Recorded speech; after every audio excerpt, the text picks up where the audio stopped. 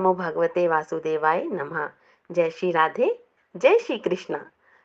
20वां अध्याय। तब राजा पिथु ने पूछा, हे ऋषिवर, इसके पश्चात युद्ध में क्या हुआ तथा वह दैत्य कैसे मारा गया? कृपा करके उस कथा को मुझसे कहो। नारद जी ने कहा कि जब गिरिजा वहां से अदृश्य हो गई और गंधर्वी माया की में विलीन हो गई, तब भगवान ने चैतन्य हो गए और उन्होंने लौकिकता को व्यक्त करते हुए बड़ा क्रोध किया। फिर भगवान शंकर जलंधर से युद्ध करने लगे। जलंधर शंकर के बाणों को काटने लगा, परंतु जब कट ना सका तो उसने माया की पार्वती बनाकर अपने रथ से बांध ली और जो विलाप कर रही थी, तब वह अपनी प्रिय पार्वती को इस तरह कष्ट में देखकर लीला करते हुए शंकर जी संसारिक जनों की तरह व्याकुल हो गए और उन्होंने अग्निपुंज की तरह भयंकर रुद्र रूप धारण कर लिया। उनके रुद्र रूप को देखकर कोई भी दैत्य उनके सामने खड़ा होने में समर्थ ना हो सका। जहाँ तक कि शुभ निशुंभ भी युद्ध में स्थित होने का समर्थ ना हो सके। और जलंधर की सारी माया क्षण भर में नष्ट हो गई।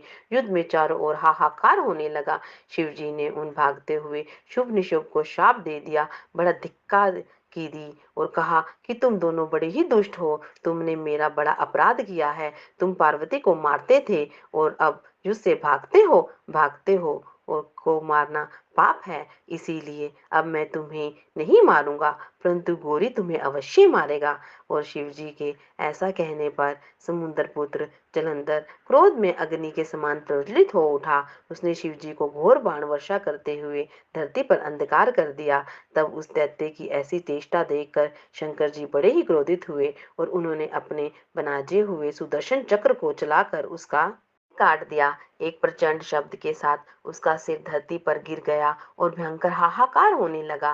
अंजल पर्वत के समान उसके शरीर के दो खंड हो गए। उसके रुधिर से संग्राम भूमि व्याप्त हो गई। सारी धरती बिठल उठी और शिव जी की आज्ञा से उसका रक्त मांस महागौरव में जाकर रक्त का कुंड हो गया और उसके शरीर का तेज निकलकर शंकर जी के शरीर में वैसे ही प्रवेश कर गया जैसे वृंदा का तेज गौरी जी के शरीर में प्रवेश हुआ था।